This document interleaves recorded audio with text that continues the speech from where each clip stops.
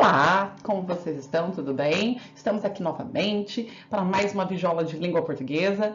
Nós vamos começar o estudo do material 5, certo? Serão 6 videoaulas desse material. Então, nós vamos ter tempo para estudá-lo com cuidado, certo? Essa aqui é a primeira videoaula, então. Vamos lá, vamos estudar um pouquinho. Quais são os objetivos e habilidades desse material 5?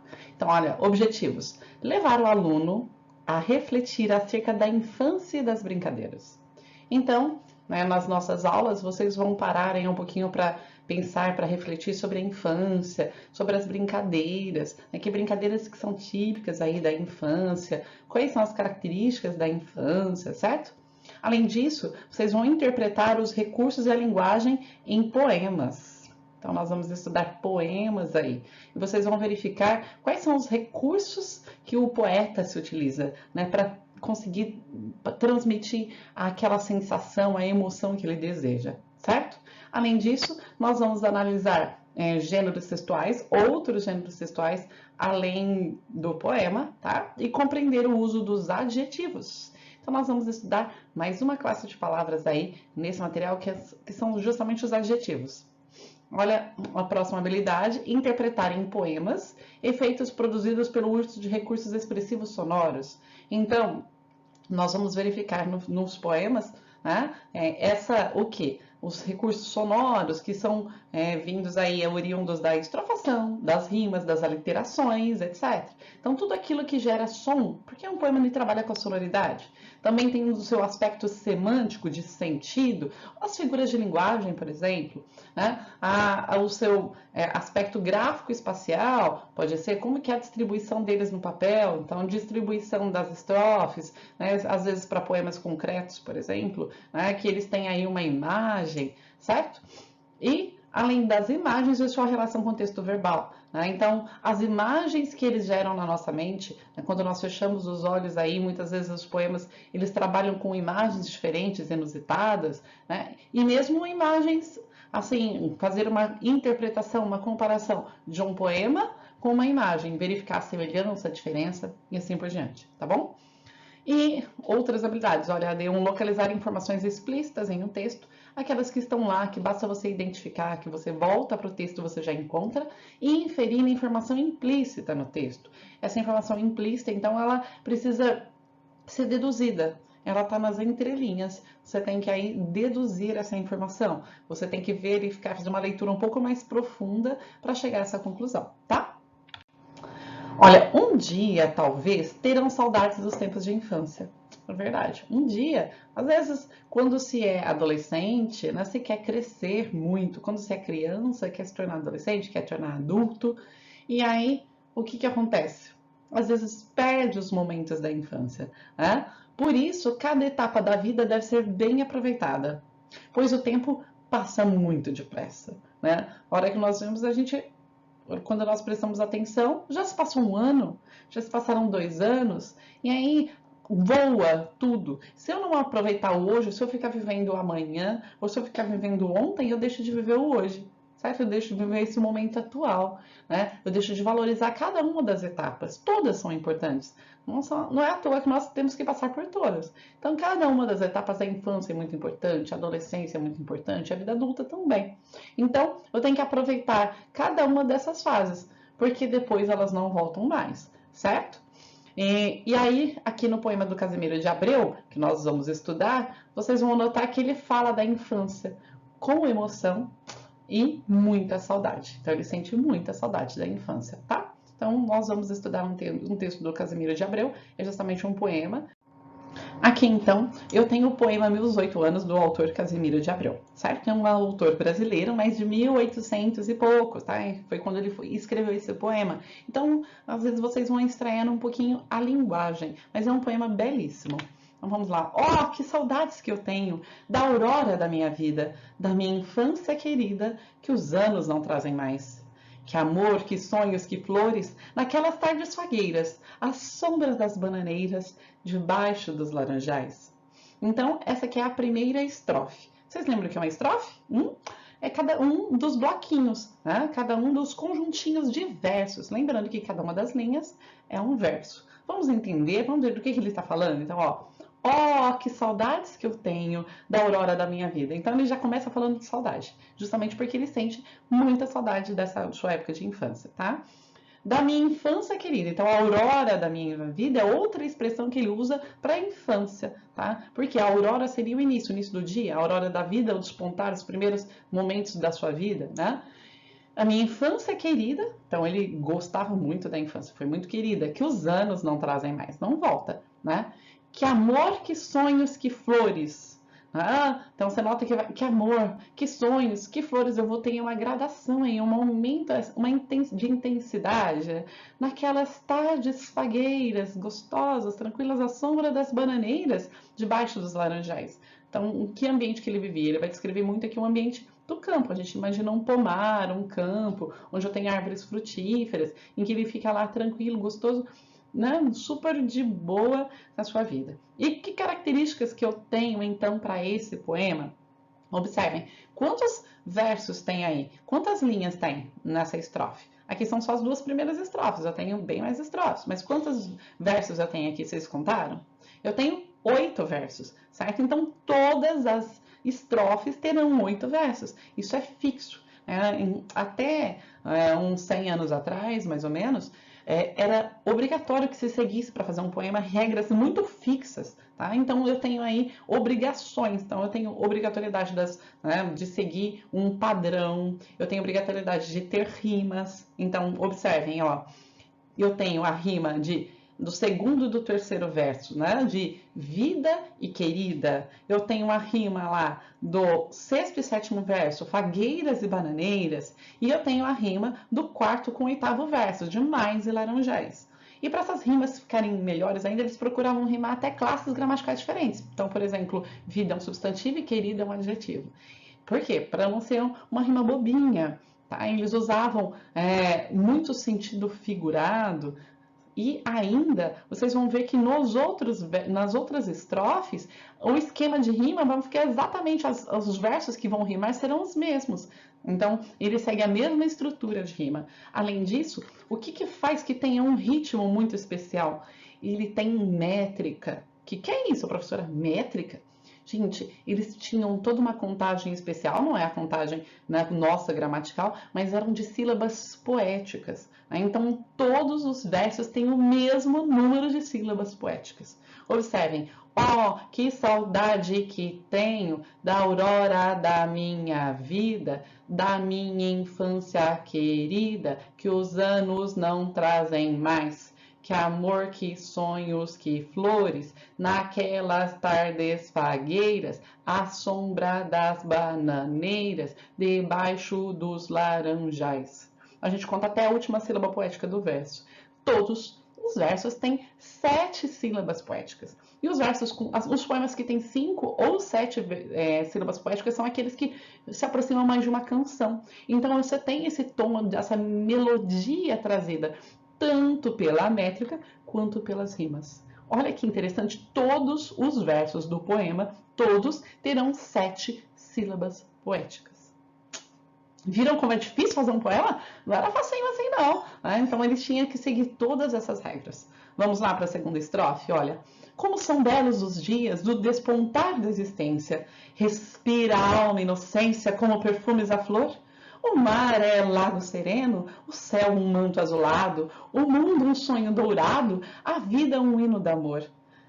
Lindíssimo também. Então, olha como são belos os dias do despontar da existência. Ele usa mais uma expressão figurada aí para falar de infância, despontar da existência, o início da existência, o início da vida, infância. Tá? Respira a alma inocência, ou seja, como se a alma respirasse a inocência, certo?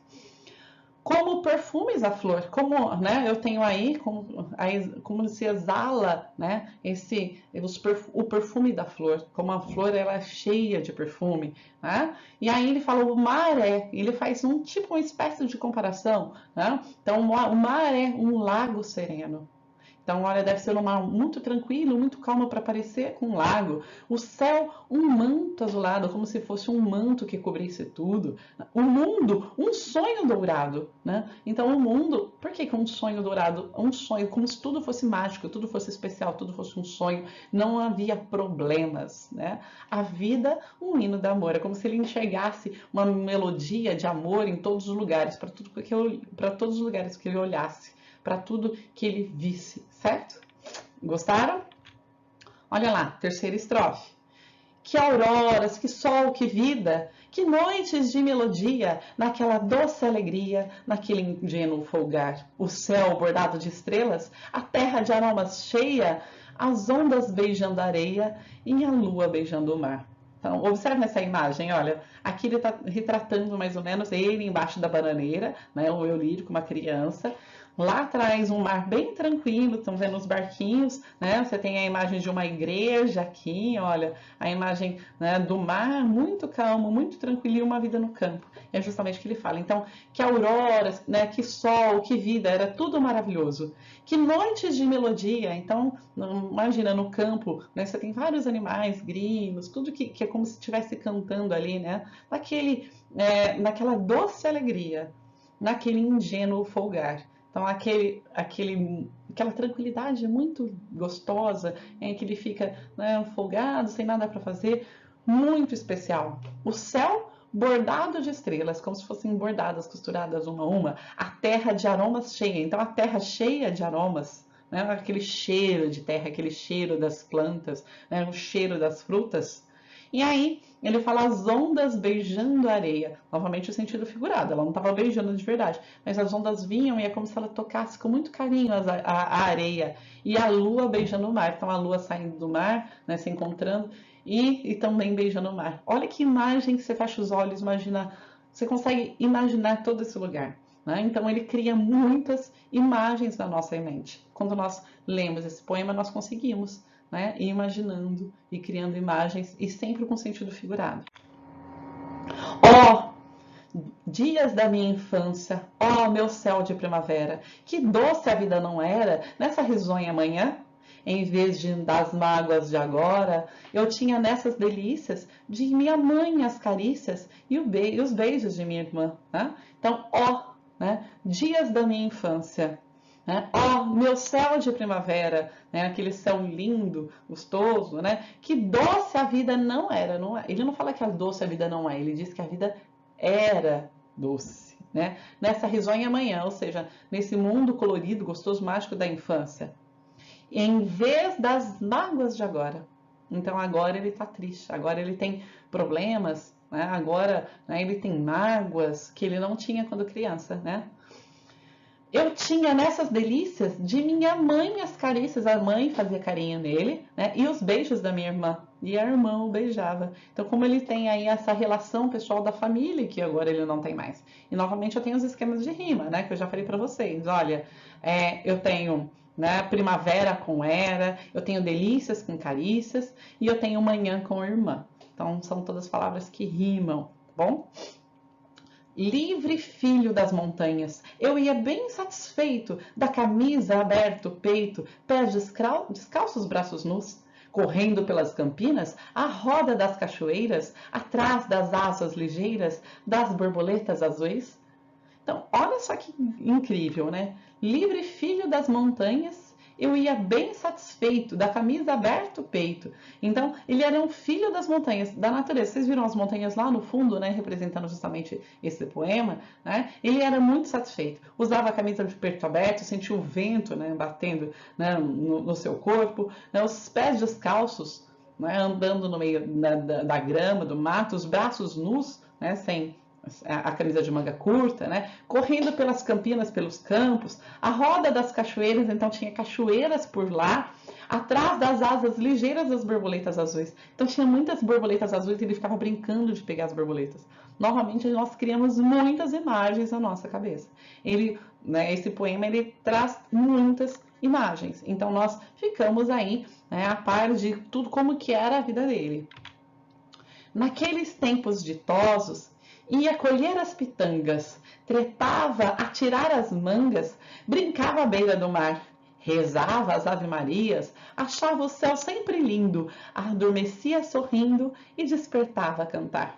Então, naqueles tempos maravilhosos, né, ele ia colher pitanga, ia pegar fruta no pé, né, brincava à beira do mar, rezava as ave-marias, então tinha religiosidade, achava o céu sempre lindo, maravilhoso, adormecia sorrindo e despertava a cantar. Né? Então, ele despertava cantando aí.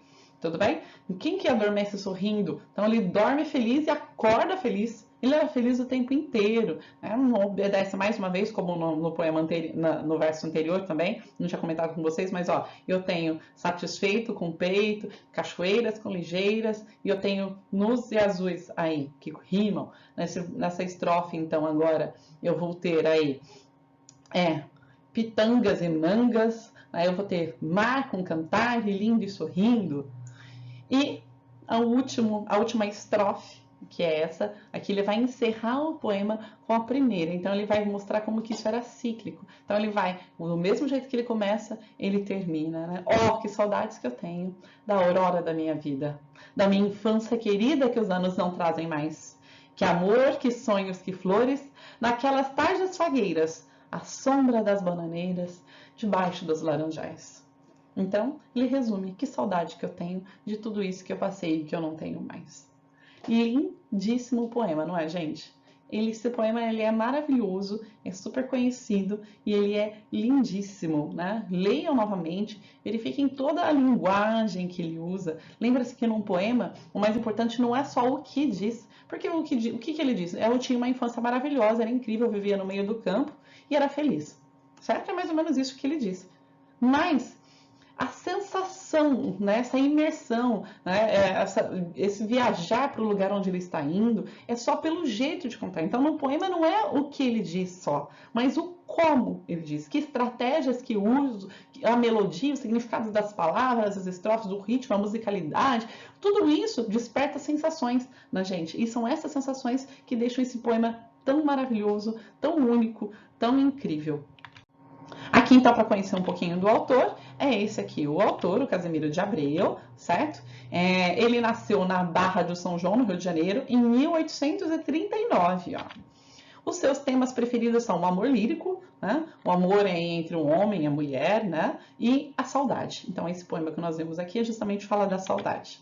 Ele é chamado também do poeta da saudade. Então ele vai falar de muitas coisas. É muito recorrente, muito comum nos poemas dele sentir saudade das coisas do passado. Né? Essa nostalgia. Gostaram desse poema tanto quanto eu? Leiam novamente, verifiquem, observem cada uma das imagens, feche os olhos, imagina, explora todos os recursos que tem aí, tá bom? E agora, então, vocês vão fazer o quê? Conhecendo o significado das palavras, está aí na página 3, depois que vocês relerem atentamente o texto, procura aí, grifa as palavras que vocês não conhecem bem o significado e procura no dicionário. Pode ser um dicionário físico, pode ser um dicionário então impresso, que talvez você tenha aí, ou mesmo um dicionário online, onde você vai lá no Google, dá uma pesquisadinha, entra em algum site que seja de dicionário e vocês vão identificar aí as palavras. Anotem e depois mandem para o professor, tá bom? Manda para a sua professora, para o seu professor. E nós vamos para o fim aí, que é o Hora de Interpretar. Está lá na página 3. Então, a primeira questão. De que o autor sente muitas saudades? Fácil, hein? Morremos de falar sobre isso. Do que ele sente muitas saudades? 2. O poeta teve uma infância feliz? Sim ou não? Por quê? Então, que ele teve ou não teve uma infância feliz? 3. O autor brinca, né? Aí ele tinha contato direto com a natureza. Então, o autor ele tinha um contato muito grande com a natureza. Ele brinca da natureza, né? Ele tá sempre, ele menciona vários trechos sobre isso. Então, justifique essa afirmação com versos do texto, em que ele tem toda esse contato aí com o meio natural, com a natureza, com os campos, com tudo mais. Tenho várias passagens, tá? Então, aqui eu tenho muitas respostas possíveis. 4. Quantas estrofes e quantos versos compõem um poema? Lembra que cada verso, então, é cada uma das linhas do poema e estrofe cada conjuntinho de versos, certo? Então, conta quantas estrofes e quantos versos. 5. Olha, de que maneira o poeta adormecia e de que maneira ele despertava e acordava? Está lá no texto, bem fácil, é só localizar uma informação que está explícita, tá bom? 6. Você acha que hoje em dia as crianças estão aproveitando bem a infância? Nós vimos que o eu lírico aproveitou bem a sua infância, né? Ele adorou a sua infância. Será que as crianças de hoje também aproveitam bem todo o potencial da infância? Essa questão ela é pessoal, cada um vai ter seu ponto de vista. Então, além de colocar o seu ponto de vista, o mais importante é você justificar a sua resposta, falar por quê, embasar a sua opinião com argumento, tá? E a última questão, quais as ações que são apresentadas lá na sexta estrofe, que já não existem mais nos dias de hoje? Então, acha, qual que é a sexta estrofe? O que acontecia lá na sexta estrofe, né? O que o eu lírico fazia, o garotinho de 8 anos fazia lá? E o que acontecia nesse momento, naquela época, que não acontece mais, certo? Então, basta você localizar e identificar que você vai ver que essa resposta também é fácil. Gostaram da aula? Gostei muito de estar aqui com vocês. Então, leiam mais uma vez o poema, façam essas questões, respondam no caderno, mandem para o professor, tá? Porque, lembrando, todas as atividades são usadas para avaliação, né? O professor ele vai dar nota aí para todas as atividades que você fizer, tá bom? Então, mande para ele que ele vai lá registrar que você fez, que você está participando, que você está estudando e acompanhando as aulas. Um beijo! E a gente se vê na próxima aula. Tchau, tchau!